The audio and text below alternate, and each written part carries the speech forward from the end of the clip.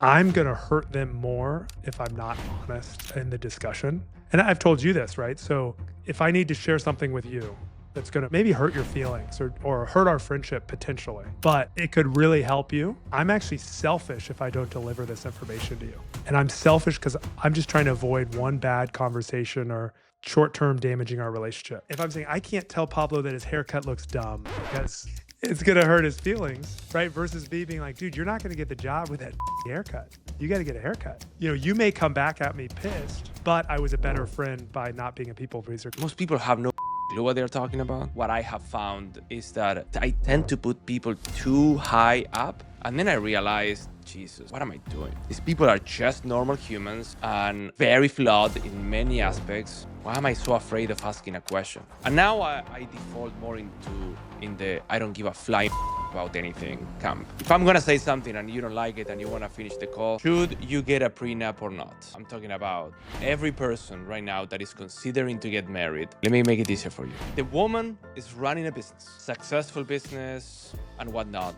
The man, he's an employee in a different company. Should they get a prenup or not? Flip it. Let's assume they did not. They got married. After a year, they're not married. She now is forced to likely sell her business. Not necessarily. She can give the shares and that's it. The person holds shares. If it's 50-50, she's now an employee of her ex-husband. Okay, so in your opinion, the answer is they should.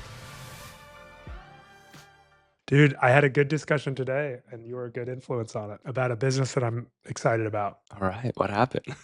Are you gonna tell me or not? It's in the real estate world, and I've been thinking about doing more in it. It's a really cool opportunity, and this guy I respect in a huge way. I've known him for a long time. He worked somewhere for 10 years. Didn't realize the partnership wasn't the right fit. Next day, Pablo style, he quit. Didn't know what he was doing, didn't have a plan, but just felt confident in himself. So met with him and, I was just very clear. I was like, I'm really good at getting things off the ground, getting them started when no one understands what's going on and seeing the pieces and how they fit. I said, I really get bored with scaling. It's just not doesn't give me energy. It's not my expertise. I'm not good at it. Just keeping the trains on time and being in schedule. That's not my strength. Can I interject? Yeah. I think that you're shooting yourself in the foot when you say, I am not really good at scaling. Sorry. I don't enjoy scaling. That's what I mean to say. No, I don't think that that's true. You do not need to tell when you are in a business dealing at the beginning, when you are in negotiation. You don't need to say, I am not good at X or I don't enjoy X. Why not though? Well, depends what you are doing, right? Depends what you are doing. If this is your idea, Yeah. if this is your baby and you own 100%, you say like, hey, this is what I am in charge. This is what I am the best. What I need you to do is XYZ. Yeah. What I am looking for is XYZ. Yeah. Which is totally different than says what I hate, what I don't enjoy. I started with all of that because it is my idea. I have all the resources, the relationships, the knowledge. It's just something that'd be very hard to do. It is something that I'm deeply intertwined with for a lot of reasons. So I need one specific skill set. I need someone that can come in that likes real estate, that has experience, that can just do this one thing repeatedly. Like we'll have the cookie cutter and they're just going to rinse and repeat again and again. I don't think that you listen to what I said. No need to say that up front. No. No need to say what I am not good at or what I don't like or what I don't enjoy or what I hate. You don't need to say that. I agree. Fully agree. Okay, you should not say that. Instead, yeah, give me an alternative. I already told you, you didn't listen. Say, I need somebody to do X, Y, and lives. Z. You know what this sounds like? Pablo being my wife. Wah, wah, wah. Couples therapy. He never listens. He never listens. This is why we're getting a divorce. So, okay, what did I say? Share, these are what I need done. These are what I need for the position. And with that. This is my vision. This is what I am going to do. And this is what I am hiring. That's it. You don't need to say, I suck, I am terrible, or whatever. Don't enjoy, don't love. It's great feedback. Totally irrelevant. Let's rewind. I've done that for 3 meetings. This is our 3rd or 4th meeting. He expressed to me, hey, I have been in the back seat of a bunch of things where I did everything. I was leading it. But for X, Y, and Z, the CEO spot, wasn't mine. Yes. I want the opportunity to be the CEO. So what I explained this final part was what I'm loving right now is a executive chairman position because I believe the CEO in this startup stage, everything else is going to be in it. I want someone that's in it every day, all day, driving this piece forward. That is the position I'm recruiting for. This is what I need to fill for the company. You said something along the lines of, I am really good at taking things off the ground. So basically, in our language would be taking something from 0 to 1, right? Something that Yeah. doesn't really move to something that is walking on its own. Yeah. But what you don't want, you hate, what you don't like, what you are not good at, and you use kind of those words, is scaling. And I'll be like, okay. No, you're right. I'm good at it. Basically, you are good at just taking something from 0 to 1 million, and you are not good at taking something from 1 million to 100 million, but you want to be the full owner. Like, what? I don't know. How is this a good deal? And you just want to be the chairman, just scratching your nuts all day long while I am working my ass off? Peter. It's good feedback, and I think the challenge is it a self-deprecating incorrect, or is it true and builds a bond of being transparent around what I don't want expectations to be. All I'm saying is it's incorrect negotiation. It's incorrect. This is the incorrect way of recruiting someone. That's all I'm saying. You are bringing a person that most likely you are going to give equity that vests after milestones and time and whatnot with a lot of conditions. Because he's saying, I want to be on the field. I want to be the captain. Yeah. And you're like, cool. Because I've never been the captain, but I know that I can do it. And I'm like, cool. Well, you are able to be the captain if you are able to be scoring the goals and winning the games and winning the championships and so on. Yeah. You're going to get what you deserve. Yeah, we can do that. It's just again, you mentioned self-deprecation, and maybe it's just you come back to that. I think that I have a pretty good system for you, and we can talk about this if you want. But maybe it's also your nature as complicator. Maybe you just tend to complicate things, or I tend to simplify things. And that's why you end up using more words than maybe you need. Definitely more words than I need. Should use probably as well. Key part is deeper than that, and this is why I love our podcasts and our discussions is I think it's way deeper than that. I think the deeper part is my wonderful mom with her big heart always saying, "You just don't want to hurt people's feelings." And that part of me coming through her that we don't look at, right? Me being 5, 6, 7, 8, 9, 10, hearing, yeah, you don't want to hurt people's feelings. That made trump my own ideal negotiation for me, the business, for the success of the business, whatever it is, prioritizing their lack of discomfort or their comfort over what's best maybe for the business or me. That is the root. That would be the 60, 70, 80% in my mind of most of my discussions. So what can you do about it? This is deep, man. And this is what's so powerful, I think, of using business or professional life as a way to evolve oneself and be less of a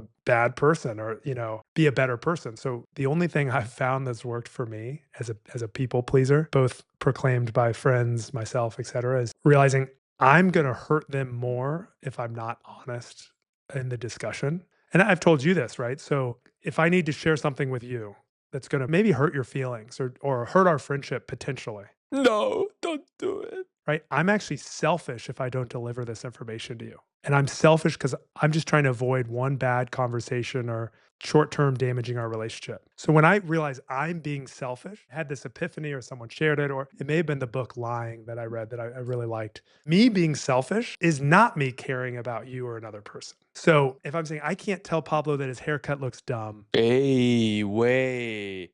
The barbershop is closed. What can I do? It's gonna hurt his feelings, right? Versus me being like, dude, you're not gonna get the job with that haircut. You got to get a haircut. You may come back at me pissed, but I was a better friend by not being a people pleaser because maybe you did get the job or whatever it is, right? Or this shirt isn't whatever this information is. In the same way, and you challenge me on this in a positive way. If I'm negotiating for a business, me being honest and saying, hey man, if we negotiate in this way, I think I'm going to be resentful because I know what I bring to the table. This is my plan. You are a key person to fulfill this, but I can go find another key person to do that. And that's not a threat. That's just a factual piece. And as we're growing, if we're beyond whatever the split is, right, that seems appropriate based on all the value and knowledge that I deem, I'm not going to be a good partner. I'm going to be frustrated. It's going to set us up. And it has nothing to do with you. It's not your fault. It's me not fighting for what is appropriate with my knowledge, my experience, my capital, all of these resources I bring. To me, that's the way where it's true. It's real and it's shining a light on, hey, we may have already discussed this. I was not in a good place. I was prioritizing you feeling good. I want to be a good partner. I don't want us to be in trouble in 5 years. Let's tweak this. Let's make sure you perform. As long as you're doing that, you still get to the same point. But I want to make sure that's 2 years out as you've delivered on these things. One thing that I want to do eventually, whenever you're ready, is just to sit down with you and draft the whole family office architecture. Sounds awesome. I have the sensation that you are building it from the ground up rather than from the top down. And I think that that might be the reason why you always undersell yourself. And I think it's a very common scenario where we are not valuing ourselves fully, or we have some little kid in the back of our mind that's still playing some playbook. Another thing that you tend to say is that you are a people pleaser. You are a people pleaser. You are a people pleaser. Were you born a people pleaser? No, I think that's a learned behavior. Okay. Do you want to keep being a people pleaser? No, I think the term comes off derogatory, or that you're allowing to be walked all over, or you're prioritizing others in a way that creates a lot of times resentment. And I see that in a lot of people that do that. Yeah. My solution is, can I get to the root of whatever the heck is in my head? Hopefully, I would love to. Until then, it's what are the small hacks you can change that trigger it, right? That make us aware, wait a minute. Oh, I know this playbook. Automatically do X. Oh, what is X? Me communicating to someone. Hey, I know we talked about X. I'm realizing this is going to build resentment in me, or I know my execution is higher. What about Y? Yes. So can I give you a suggestion on that? Instead of saying I am a people pleaser, that's one option. That's not my suggestion. My suggestion would be that you say I have the tendency of doing XYZ, but I'm working to change that. So when you say people pleaser, it's like a massive thing, right? You are painted, Label. labeled, done. But if you say, I realize that I tend to really undervalue myself in negotiations, and I'm working to change that. Yeah. Or I realize that I tend to give more than what would be the right thing to give because I fear the other people's feelings, but I'm working to change that. That's great. So that way you are narrowing it down to the thing that you are working on. Yeah. Because you're like, oh, I'm giving too much. Okay, I'm working to change that. What is the work? It's the flip. It's the opposite. Not to give too little, but it's to give less than whatever you are giving right now. Or you are valuing yourself less. The answer is the flip. You need to value yourself more. That's how you go to the level of equilibrium. Have you had this problem ever? Is this something you've worked through? I'm perfect. Just born perfect, Yeah. I was blessed in this life to be born with no problems. And I gotta say, it's tough to see other humans struggle with this. Yeah, like what an idiot. Idiot. So stupid. Just do it, Just, That's good. of course, I struggle with a million things. Yeah. But is this one of the things you've struggled with or no? Undervaluing myself? Yeah. I don't think that anymore, but I think that in the past, this is why I also love business, like you say, because such an incredible vehicle to know about oneself, know yourself. It's just wonderful. And when I looked at negotiations, when I looked back in the past, when I remember negotiations that I had in the past, when I remember interviews, when I remember questions that I asked, man, the amount of things that I did not ask, the amount of things that I did not say because of fear, because the other person in front of me is wearing a nice suit, and I'm sure that they have nice cologne, and therefore I'm pretty sure that they went to a very nice university and I didn't. Maybe a nice watch. But now that changes. But all I'm saying is, It brings up insecurities. it's more like, but if this person is in this position, most likely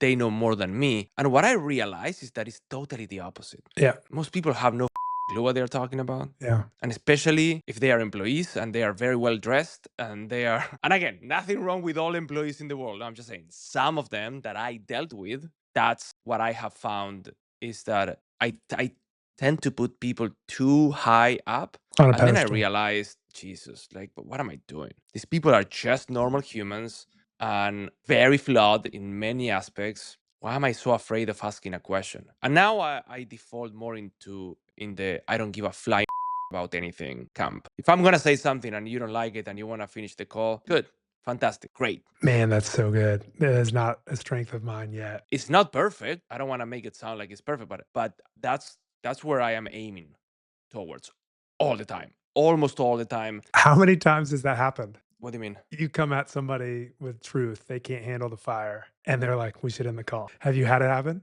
Not like that. No. I also don't have many calls with people. You hate people.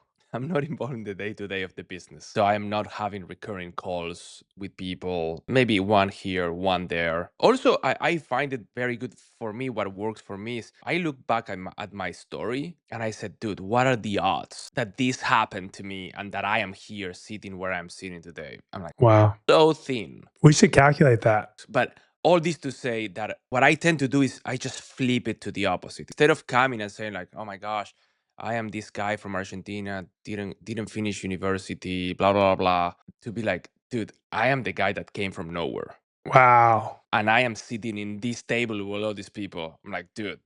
Mic drop. Now, I understand that it may sound like cocky, and it is a little bit, but in a good way. Not to say these people are idiots. You said, I came from this, right? It's the gap and the gain. That's the great part from the book, right? I'm looking at the gap that I covered. Now I'm thinking about the gain from this next step. I can do this next step. Look at that huge gap behind me. That's what I use in case I feel some insecurity or something. I just flip it in my head. Yeah. Because that part that is, let's say, being insecure is not myself. It's a part inside of me. Yeah. It's a fearful part inside of my brain, inside of somewhere. Okay, then just flip it. When did you start doing that? Do you remember an age or a period of time, or was it a slow muscle you built up? Yeah, slow muscle. I don't have a on-off moment that, oh, now I started doing this that I remember. But I would say that it was, especially during the last 11, 12 years of building my business. That's when I started acquiring a lot of self-made tools to develop certain skills in order to be able to perform in a certain way. Well, I think this is something that's not communicated enough, or at least I don't see enough, which is seeing business, which is really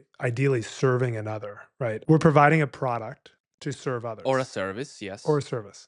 If I'm not providing a product or service to serve others, then I go bankrupt. Beautiful. It taught me a great lesson. I'm not solving them. I think flipping that to realize, well, how do you serve others better? It's knowing yourself better, knowing how you are operating in this world, what you can and can't do, what you need a partner for, what service you're going to be getting, and knowing yourself well to say, I would be terrible at this, or I don't think I'd enjoy doing this. Okay, find a partner, find a joint venture, find an employee, someone to help me do this. That's you're evolving upwards in a spiral way. That's what we want. That's the greatest adventure, is to know yourself better, spiraling up in this way. Yeah, and I would maybe take it a step farther, which is basically any role that we are playing in the outside world, that is an opportunity for us to learn about ourselves and to improve ourselves. Because whatever traumas we're carrying, whatever advantages, disadvantages, or whatever you call it, are bringing to that role, they are going to show up in that role, period. So anything that we are doing, so it's not just, oh, you are the business owner. It's like, no, it's owner, the CEO, the COO, or anyone in the company. You are interacting with people. You are interacting, even if it's a solopreneur, you're interacting some shape or form with someone, clients, with your product, with your service, and seeing those interactions. To me, that is the opportunity for us to learn about ourselves and to improve and to make ourselves better. Okay, so to wrap it all up, when we're negotiating for equity, a business, a job raise, whatever it is, know yourself, know what you may be carrying from childhood, trying to please people, or a former tendency to please people, whatever it is. And your solution has been one conversation at a time, build the muscle to flip it and not assume the person on the other side knows everything, is invincible, has everything figured out. Actually flip it and assume they don't know. They don't know it at all. Now, you may even know more than them because of your experience in X, Y, and Z.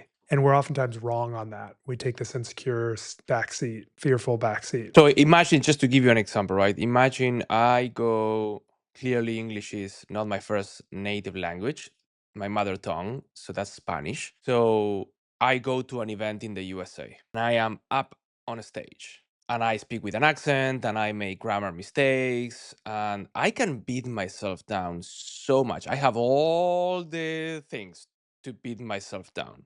I can do that, or I can do the opposite, which is, dude, I am here sitting on a stage.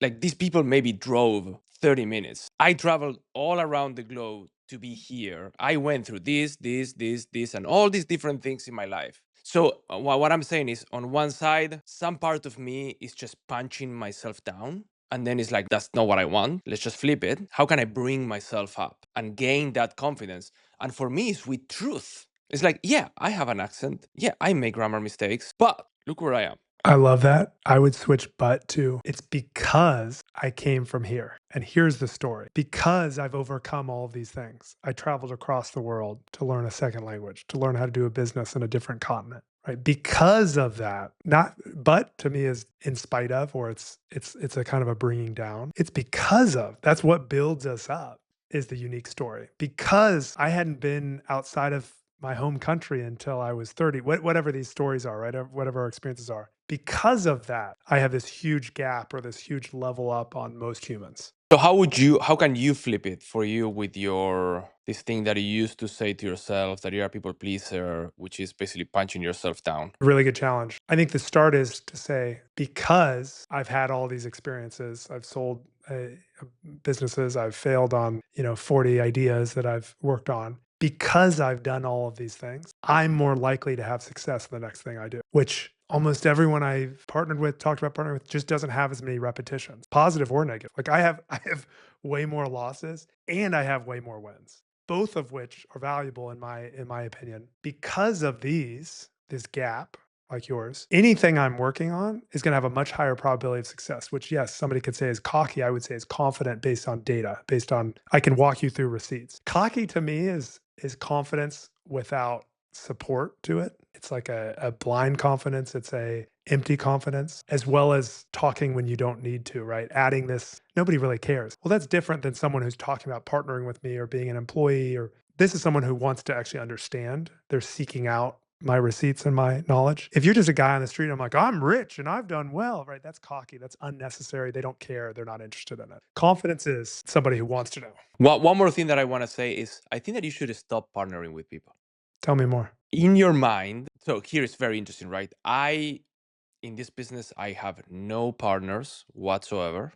I did not need a partner to make it happen. In your previous business, you had partners. In my previous business, I started alone with one guy, and then eventually he's like, "Hey, this went really well. The next event, I wanna be a shareholder." I'm like, okay, smaller amount. It's not 60/40. I mean, it's a big amount. But I said, but you need to do a lot of work. So then we ended up 50/50, but it was a perfect split and combination that we had because the amount of work that we put in order to make it happen. In my previous business, I had no partners. It was just me doing everything. So the very first one, no partners. Then you had a 50/50. It ended up being 50/50. And now you have no partners on current. Those are three major examples, roughly. And I'm talking about from my first business from the age of 19, 18 till now and at 41. So in my head, when I am thinking about something new, I am not thinking like I need partners.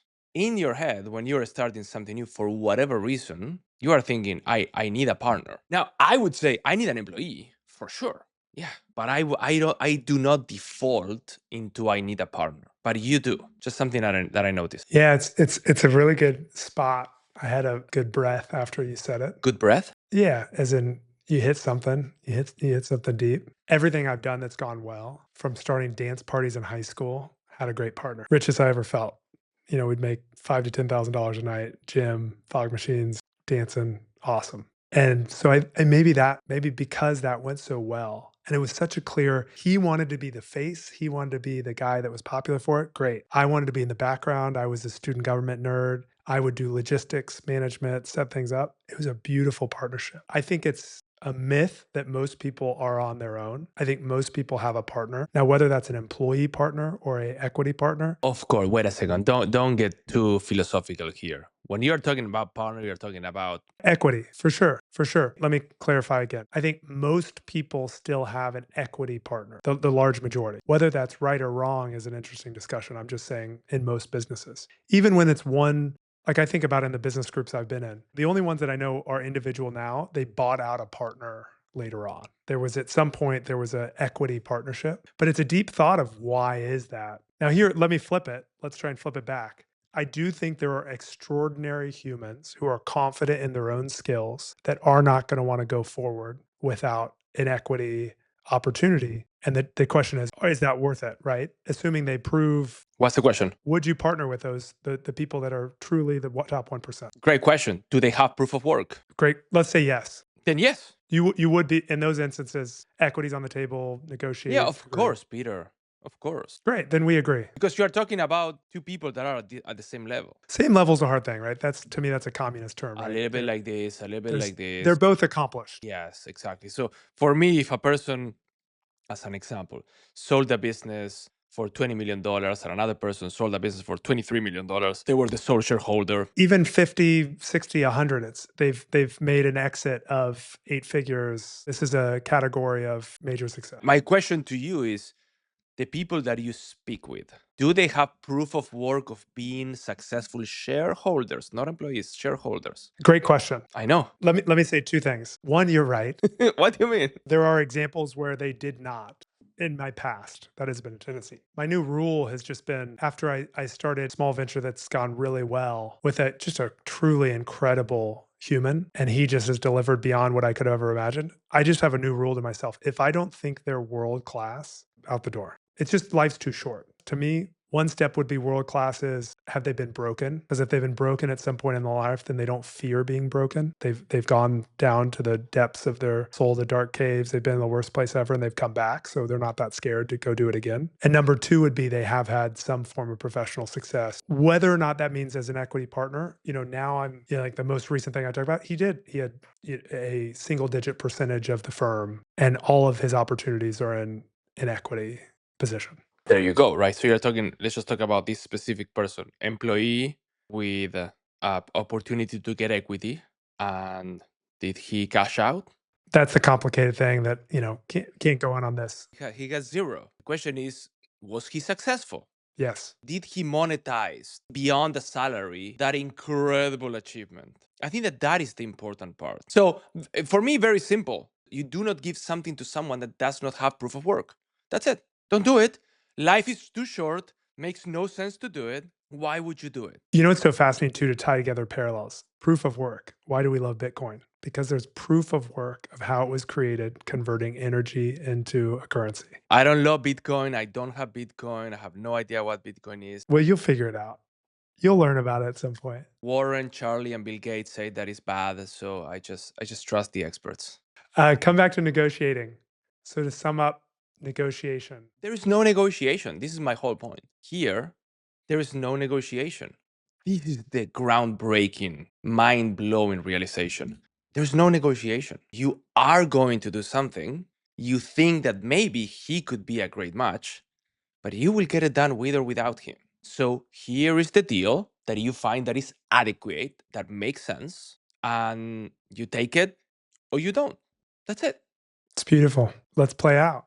Somebody says, "Hey man, this is exciting. I'm excited about the role. This is not. I'm looking for more. I've got this experience. I've already delivered on X, Y, and Z. Yeah. I'm going to deliver it, right? I know I can deliver this part of the vision. I'd love to be at whatever, 20, 30% of the business But you mean out of the gate or after delivering? after delivery. You could do either one. No, either one. It's totally different. I know it is, but I'm saying they might ask for either one. So if they ask out of the gate, you say, no, here are the milestones of it. In order to role play, I need to know exactly what am I role playing with, right? So if he says out of the gate, I would be like, well, no. But don't worry, because you just told me that you are 100% sure that you're going to deliver. So you're fine. You're going to get it. You first deliver, and then you get it, and then you get the equity. And then you can see the face of the person change, most likely. So yeah, in my opinion, you do not give equity to employees out of the gate. Makes no sense. It's not a software business, guys, okay? So just don't kill us in the comments. If you want to kill us in the comments, just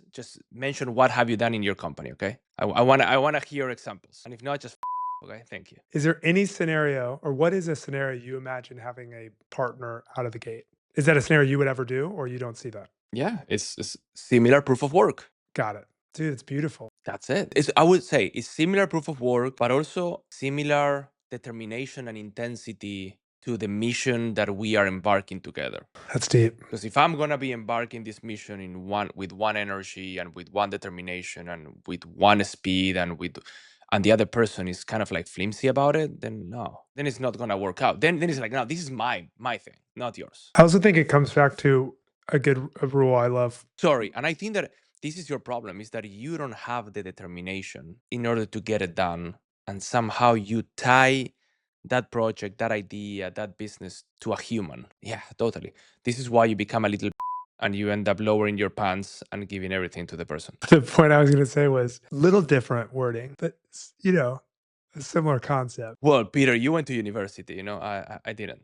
Having three options. I mean, you think about, so I studied finance. Most financial models, you go downside, base case, and upside. So what happens if it goes poor? Kind of basic expectations, whatever goes well. Even all options that are major in life, you should have three. Even starting a business. Hey, I've got this person could be a partner. This could be an employee out the gate. This could be a company I just used to do it. I'm literally running through these iterations on this right now. That's brilliant. Whenever we set on one, as you said, a person or any path without zooming out, looking at three doors, we've cut ourselves short.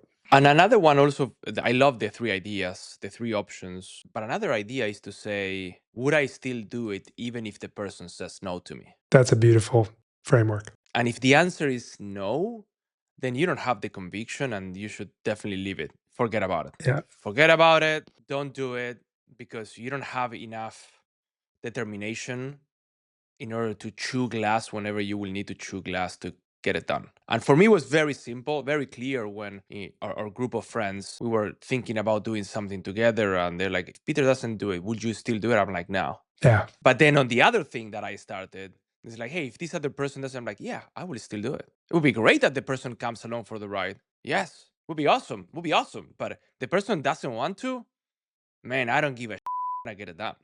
Yeah. Dude, what a good flip. I think it's a flip. It's not thinking, will they do it? It's thinking, what if they don't do it? You just flipped it backwards. Let's assume the worst. They bail, they drop, they fail, whatever it is. Would I still go forward? Yeah. Okay. Let's go. If I'd stop, I should never get started. Flip it. So let me ask you a question. How many businesses ideas you have? You have this one, let's call it real estate, right? Yeah. I have a real estate. So this is real estate. I have one other in real estate. Can you say another word to differentiate them? Let's call it a real estate hedge fund. It has unique. The first one's a real estate healthcare. The second one's a real estate hedge fund. Okay. Another one that you are analyzing right now? The last one is a holding company of world-class businesses that should never sell. Good. And the sex shop, you're not going to do that one? Did some proof of work trial, not a good fit. It was very painful, right? The proof of work? Too much blood. Too much blood. Okay, so you have these three ideas. It hurts. You have the real estate healthcare, real estate hedge fund, and then the holding company for incredible businesses. Are you considering partners? All of them? Some of them? Try to keep your answers short. The hedge fund, no, not right now. You are considering to do it alone, basically. Correct. Okay. The real estate, healthcare, considering a partner, maybe a similar setup on the operating side too, of somebody who has proof of work on the other side of it. And then the holding company, to be determined, not right now. I'm not considering, because the partners would be business owners. So I already have that checked in a big way. It is a partnership of amazing business Yeah, owners. but I mean the holding company. Not on the operating, no. Okay. Interesting. That you're not considering anyone. That's good. Good. I don't want to try and tout my horn. Do I think this is still a tendency I've done in the past that I could fall victim to at any point? Yes. Is it one that I'm currently in discussions with anyone or actively pursuing that path? No. Is it a hole I could fall in? Yes. Have I fallen in the hole? No. You will not fall in any hole, okay? Don't plant those things in your mind. All right. Next topic. Have you read Never Split the Difference? You don't read. Have you heard of the book? I didn't read it. I listened to it. What'd you think? Garbage. What? Shut up. Are you lying or serious? It's like one of the best books I've ever read. I was like, no, you didn't listen to it.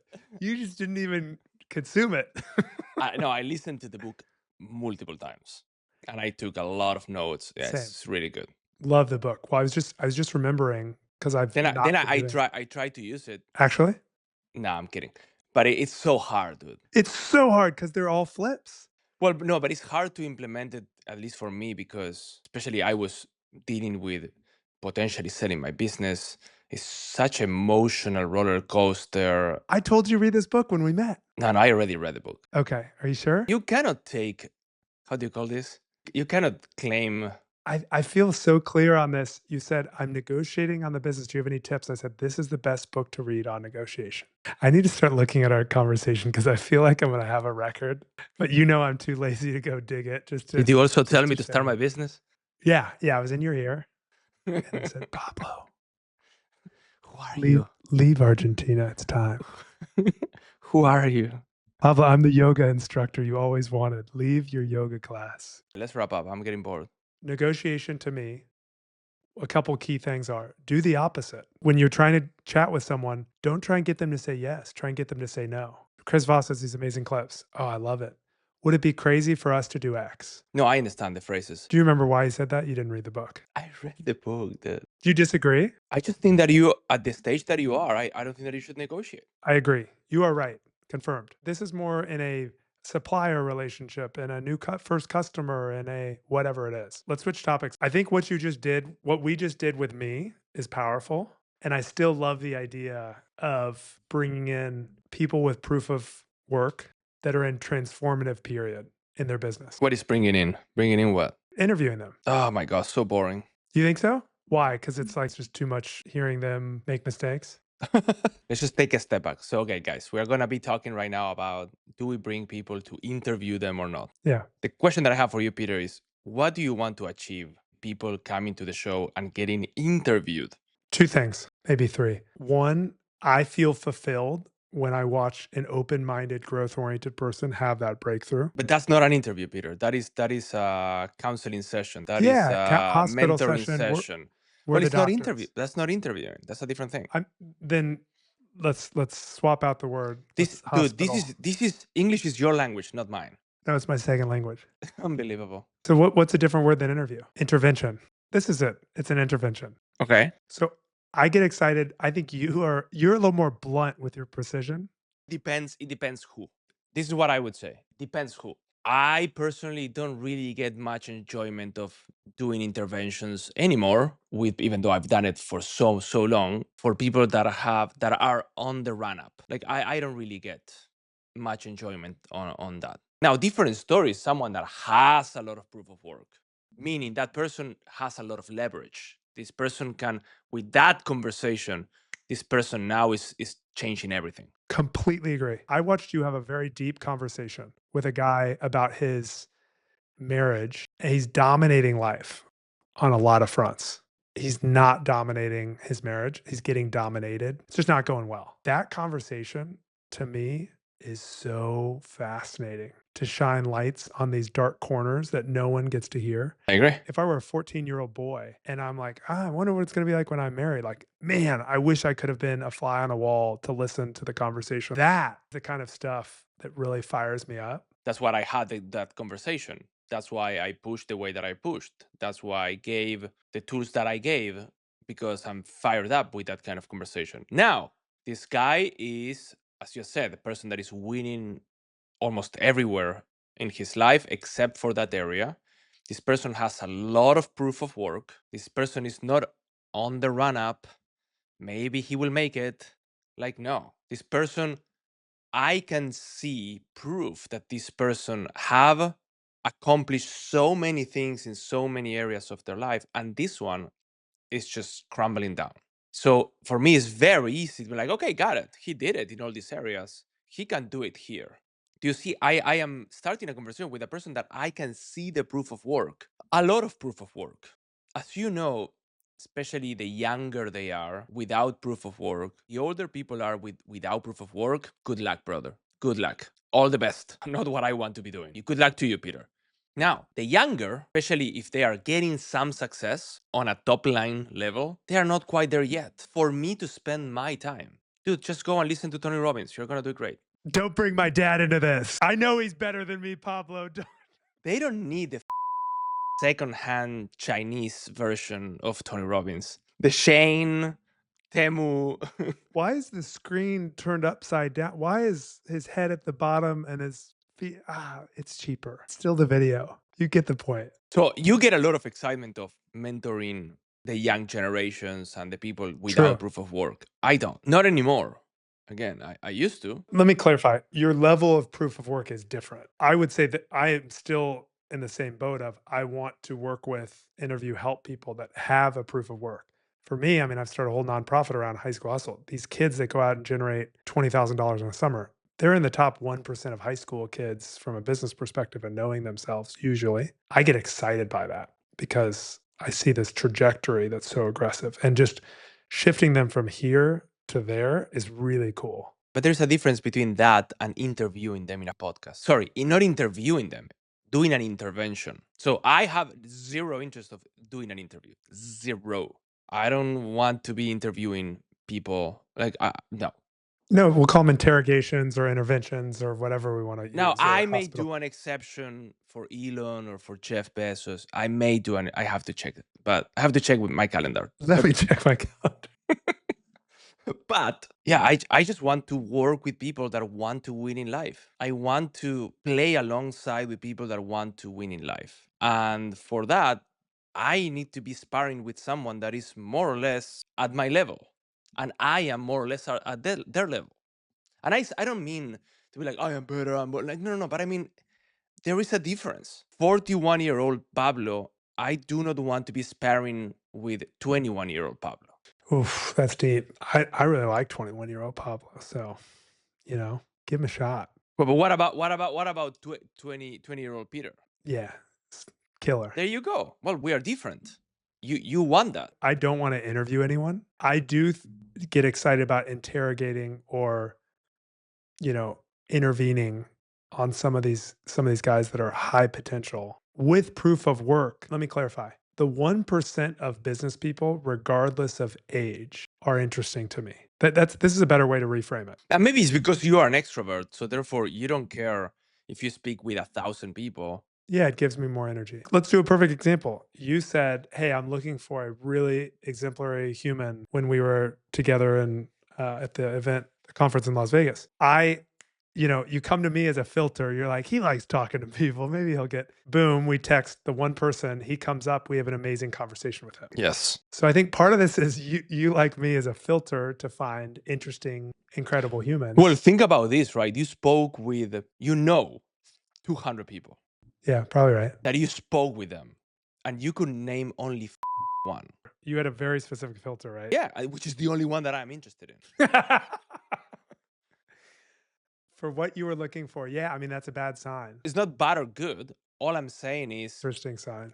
this is a great insight of you like speaking with a bunch of people. I just want to speak with a very, very targeted kind of people. Well, so here's another example that's interesting to think about. I have this guy coming, really interesting guy. I'm fascinated about getting in his head about getting married, having kids, and starting a family. It appears he's crushed everything else in life. And there's an opportunity to kind of intervene, have an intervention to dig into something like this. And I haven't preempted this discussion with him in any way. It just popped in my head of he and I are probably going to sit down. We're probably going to talk about this. And capturing this to me is so powerful, right? To dig into because there's real trade-offs, right? These aren't just black and white decisions for most men, especially ones as accomplished as him. I'm interested in speaking with people, having deep, real conversations with people that are truth seekers, that are growing and want to win in all areas of life, and that have a proven track record of getting done / being successful.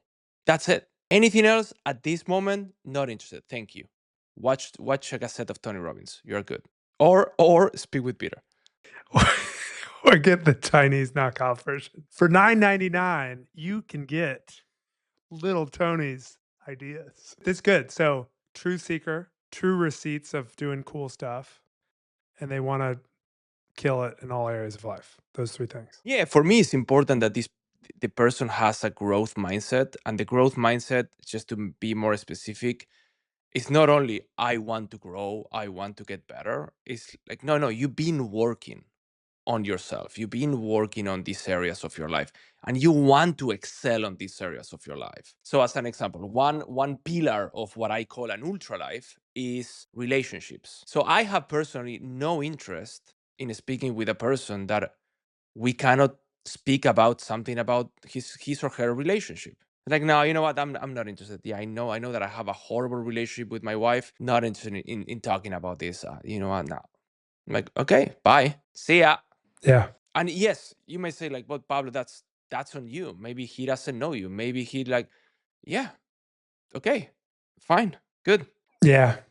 There's just not enough time. Why wouldn't you just find the person that does, that's open to it? Why would I waste my time and make the other person waste their time if they don't want to talk about things? Now, there are ways and ways, right? There are ways to say like, you know what, this is a very sensitive topic right now for me. I've been struggling with this, and right now I don't feel that it's the right time, but I would love to address this. But right now it's not the right time because I am very emotional about it. Okay, cool. You want to work on this. Right now it's not the right time. Okay, perfect. That makes sense.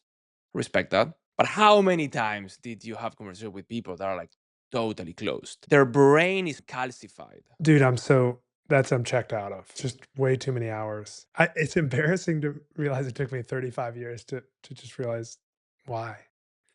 Shift. Just go around, just say, okay, cool, and just move on.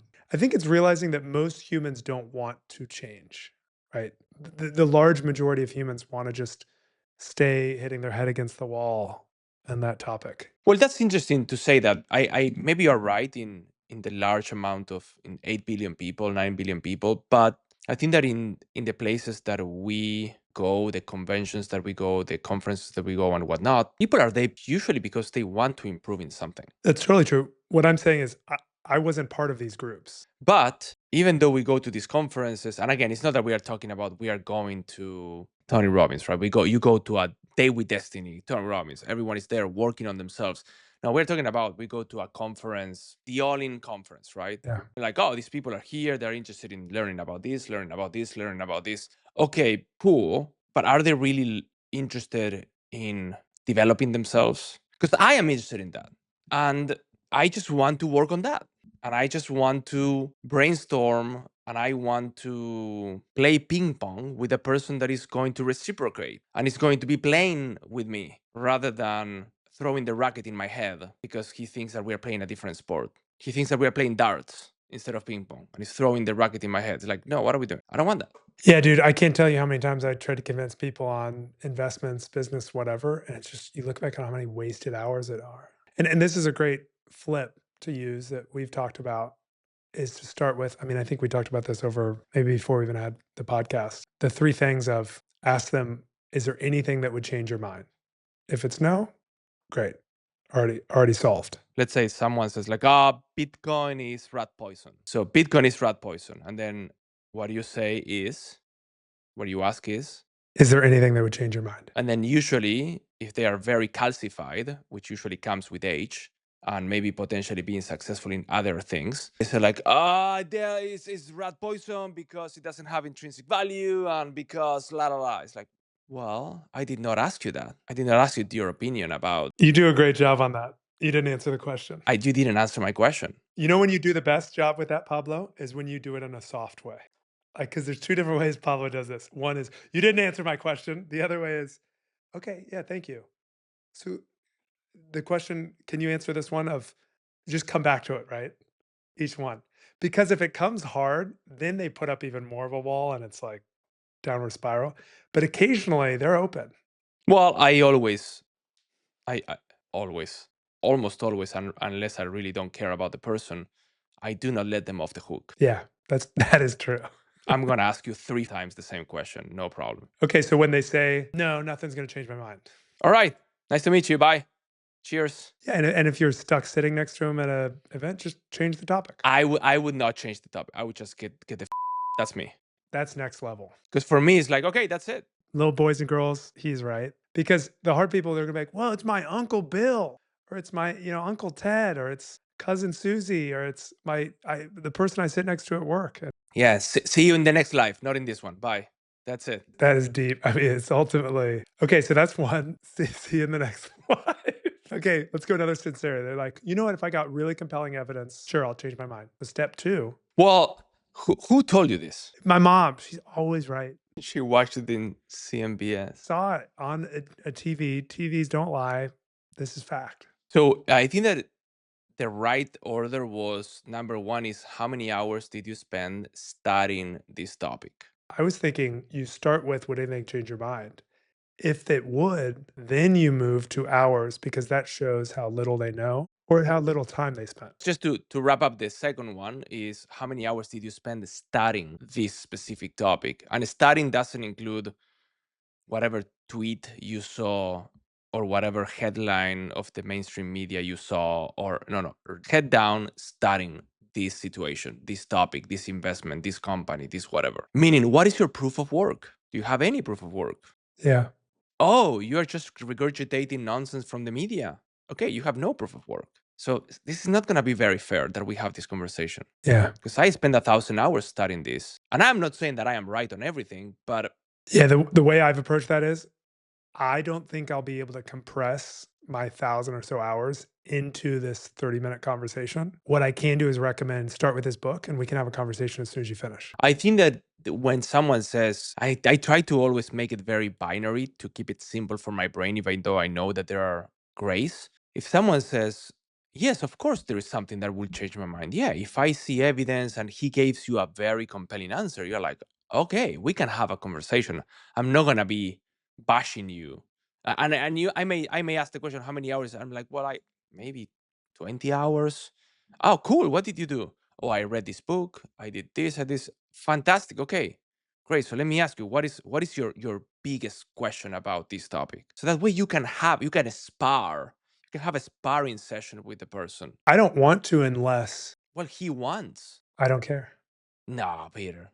No, I'm serious. This is my goal. My goal is to say there's gates that open. So the first gate is when I think change your mind. Yes, gate open. No, gate doesn't open. We're not moving on, right? They get through that first gate, the second gate, right, to get into the house. Let's think of it. So the first one's onto the driveway. Do you plug in the right code to get on the driveway? And that's a simple, would anything change your mind? No, sorry, you're not allowed on property. Stay out of my mental property. See ya. Second gate comes to how much have you researched? If you haven't researched, you don't get in my house. You're not coming into this home, this physical home. The gate doesn't open. It's out. The reason I respond strongly, at least for me, I'm not going to speak for everyone, is I did debate. I was a state champion. I love this stuff. When I start going on the debate, 2 hours pass. I'm like, what? What?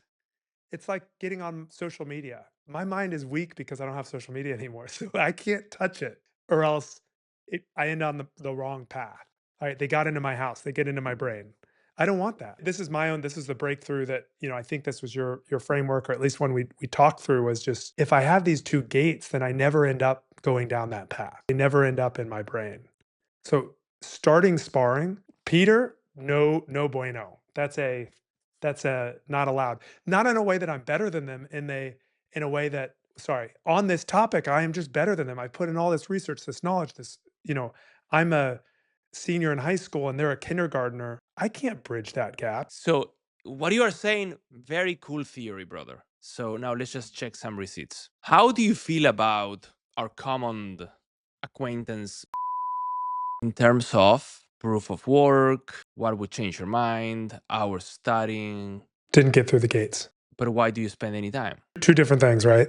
So this individual in one area is world class, how he runs his business. Let's just be clear. And this is kind of a life lesson. I do think I can learn something from every human out there. Every single human, right? It might be, wow, this is why I shouldn't do methamphetamine, right? Like I get a real encounter with someone addicted to the drug. And I mean this is a sincere way. Is like that might hit me in a powerful way that unlocks knowing. Has crushed it with his business. As an investor, no, I don't want to have a discussion with him about, key things. No, no, no. He did not get through the gates. His little business, oh yeah, I can learn so much. I did I caught up with him for an hour. But when he wanted to go back to the investment, I was like, no, I don't think this is a good time. This isn't something I can cover. I don't have enough time right now to cover. I think a lot of people are so defensive, especially those that have success, avoiding it by saying, I'm not going to be good at communicating all that I learned in 20 minutes. Like I'm just going to fail at this. So let's not even go down the road.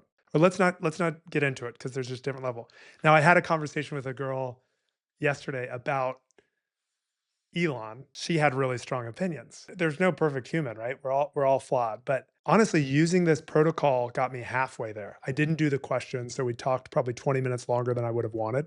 But it just became very clear as I asked the question about how much knowledge. It was one reporter that she used as her knowledge base. And she's consumed all of this reporter stuff. And, I was like, okay, cool. But what I think is really fascinating is it's a really incredible woman that saves lives for a living, is in healthcare. So I was trying to come back to like, all right, let's find the same amount. Is number of lives saved, is that a good metric to determine someone's impact? I'd always started pushing kind of driverless and 44,000 people. No, I don't care about that. And then when you hear that, then it's like, okay, we've moved purely emotional. They don't want to engage. Okay, I'm out. I just think more and more as humans, it's not ramping up that we need to focus on. It's how do we not even get on the ramp? Like, how do we see I'm about to go off this ramp that Peter's not good at and just go around it, pull off? And for me, once I'm debating or, sparring with someone, it's too late. I'm already rockets going off, the fuse is lit, things are getting hot. There's going to be an explosion. I'm kind of a you use it or you don't. And like, let's say I didn't ask these two questions in the conversation yesterday. Okay, that's a mistake. That's a learning. Well, at least then I can get to let's try and find the same mountaintop of what we're agree upon or not agree upon. And if we can't find that, there's a third reason for me is like, what is our goal in this discussion? Yeah. Life is too short to be with stupid people that don't want to have conversations and they just want to do monologues. A quote that hits me deep is a relationship can only be as deep as you can be honest. Yeah. If you cannot be with a person that says, this is my strong opinion, change my mind, then I don't care what you think. Bye. Go and keep watching the media. It's working out very well for you. Go for it. Go, go. You're doing great. Fantastic. You made a comment, I have to be in love with somebody's soul, body, and their mind. Charlie and Warren said that the most important thing in a wife is that she have low expectations. We often marry our parents, so be aware. You're deciding on who to go on this journey with. It's really the journey that you're choosing the partner for. Probably the most important quality or one of them is your conversations, because even as you're old, you're still going to be having conversations with this person, lunch, dinner, whatever. So someone you enjoyed talking to. It's the most expensive investment. George Washington had a great quote. It's the most interesting event of someone's life. It's marriage because it defines the future of happiness or sorrow. All right, let's just go controversial here. So let's talk about marriage. Final one, Peter is 3 for 3, the officiant. 0 are married today. Maybe I'm a bad person to talk about this with. Peter's, what do you say? I've been the officiant and I've done 3 weddings where I said man and woman get married. Guess how many of them are married today? 0. Pastor Pete is not delivered. But I got paid up front. So You get paid and that's it. yeah, this was the love topic. So here's the controversial question about love. Should you get a prenup or not? And I'm not talking about you. I'm talking about every person right now that is considering to get married, no matter their situation. Should they get a prenup, yes or no? And why? Okay, let me make it easier for you. The woman is running a business, successful business and whatnot. The man, he's an employee in a different company. Should they get a prenup or not? And let's just say that the prenup states that everything that is owned by them up to this point remains in their state rather than becoming joint. That would be the prenup? Yeah. And anything post becomes joint? Is that what you're saying? Every new entity that is created later, yes, that would be joint. But that's it. She already has her C corp or LLC running her business. That is a very reasonable plan, and that's probably the path I would support. Okay. Because if you flip it, a year later it doesn't work out. What do you mean flip it? Flip it. Let's assume they did not. They got married. Okay. After a year, they're not married. Yeah. So we flipped. It didn't work. She now is forced to sell, likely sell her business. She can give the shares, and that's it. The person holds shares. I guess you're right. Well, but now she's, if it's 50-50, she's now an employee of her ex-husband. Shareholder, and she works in the business. She's a shareholder, and she has a board or a large shareholder that she's working for. Okay, so in your opinion, the answer is they should. That seems like a logical path to go if someone already has a business when they're entering the marriage. And if it's the other way around, the man is the one that owns the business?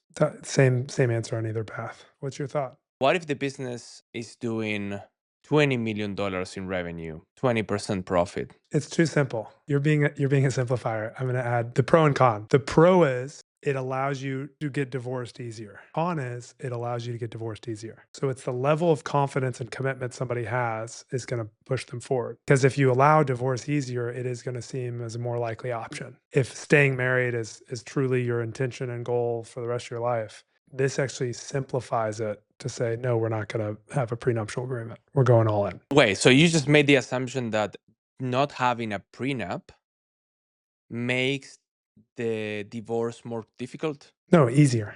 Opposite.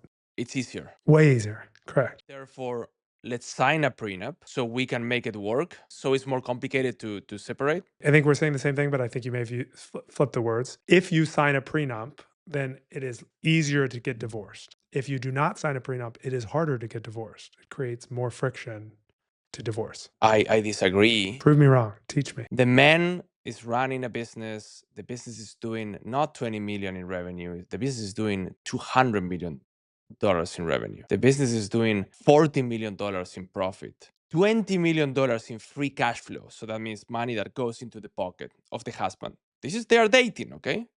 Dating. And then they get married. What you are saying is if they sign a prenup, it's easier to get divorced. If they don't sign a prenup, it's harder to get divorced. I would say depends from which point of view. So what I have heard women saying is I don't want to sign a prenup with this situation because it's easier for him to divorce me because he has nothing to lose. And on the other side, the man may say, I do want to sign a prenup because with a prenup, it's harder for her to divorce me because she get nothing. Oh, that's interesting. But it's easier for her to divorce me because she will be getting ton of money. And this is why I just come back and say, all this is just horror because why do people get married? Because they want to be together forever. That's it. That's why they get married. They want to be together forever. Some people, because also they want to have kids. Good. So why are we bringing this of it's going to be easier for her to divorce me or it's going to be harder to divorce? Yeah, that's an insecure. This is a funny example. I was with a buddy who manages basically the life of a guy who's either a billionaire or almost a billionaire. He's very famous. This guy has a pretty wild business, everything. He's married to the woman he wants to be married for his whole life. And he always jokes that his wife is going to leave him for the tennis coach. And he's given the tennis coach a name, that theoretical, not real tennis coach a name. And my buddy, who kind of runs his life, manages everything, he always jokes and says, yeah, she's going to run away with whatever Felipe, whatever the made up name is.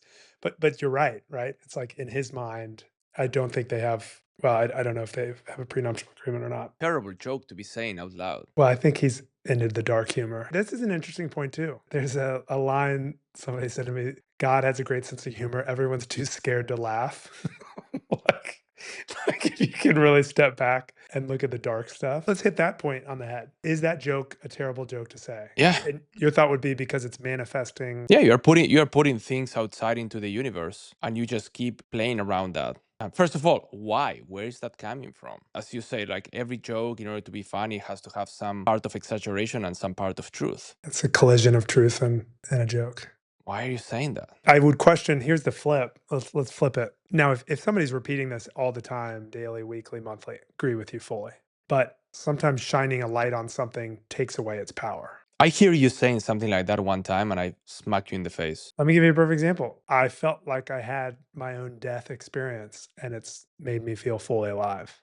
What do you mean with that? I was down in Mexico and did How does that connect with you talking nonsense about yourself? that's one of the darkest things, is to imagine our own demise of this life. Let me just tie it back to you saying, I am a people pleaser, I am a people pleaser, I'm a people pleaser. It's just putting things out into the universe and it's going to keep manifesting like that, most likely. I agree with the label of I am X. Any labels, right? My wife will leave me for blah, blah, blah. You are labeling something. What is a scenario where you're breaking through something or it's freeing you by releasing the fear or the insecurity or discussing it? You just have a conversation. That's shining a light on it, having the conversation with the person. Hey, this is a fear I have. Rather than, let me just make a weirdo joke about it because I don't have the balls to go sit down and have the conversation. Okay, what if you've had the conversation and then somebody makes a joke? Because now it's over. What do you mean someone makes a joke? They've already worked through it, or a couple has worked through these problems. And then somebody then is making a joke where they both can laugh. Is that still, in your idea, manifesting a negative outcome? You need to give me the exact example so I can tell you, because right now you are not saying anything. Wife is pregnant. She's insecure. She's like, I don't want you to talk to that girl because she's going to steal you from me. The wife has a kid. She's not concerned about this anymore. They talk about it. And it's like, no, look, that's not what I want. You feel comfortable. Yeah, okay, that was just me in a tough place. I was in a mama bear mode. I had a kid. The husband joking about it after. Yeah, don't joke about it. No, never bring it up. No, because right now you are playing with her safety. Yeah, I thought you'd say that. You should not play with the safety of a woman, of your woman. You should not. You should not play with the safety of your kids, unless you want to traumatize them. Maybe that's your strategy in life. I mean, our parents have that strategy, right? They're like, I'm gonna traumatize my kid. They were not very self-aware, but I think all parents do it, including me and all of us, right? We don't always realize where and when. Because my response to you honestly would be, no, I will traumatize my kids unintentionally, without intention. It's helping them build resilience and confidence to overcome these experiences. Whether I do it or whether it's the rest of the world, it will come. The trauma and the challenge will come. yeah, whatever. I think that Yeah, let's put that in the trash. for me to even have an opinion, we need to be talking about one single thing rather than something macro, where you are putting everything in the same category and everything in the same basket. I agree with the white front and the protection and supporting. There you go. It's the same. It's the same with the kids, right? Like playing around. It's like, yeah, this person is gonna come and take you, and you're gonna go and None of what? that. Well, but let's be more One, specific. one second. Let's Was not that a joke that parents told their kids? Yeah, that Of is course dark. it is. It Here, was. Wait, maybe some parents are still doing this. Like, so yeah. what no, you do not play with the safety of your wife and of your kids. Let's The do a same, specific one with kids. one more thing. The same thing is, I would say, for the women, you do not play with the respect of your husband. You do not make jokes putting your husband down. Period. Oof, that's big.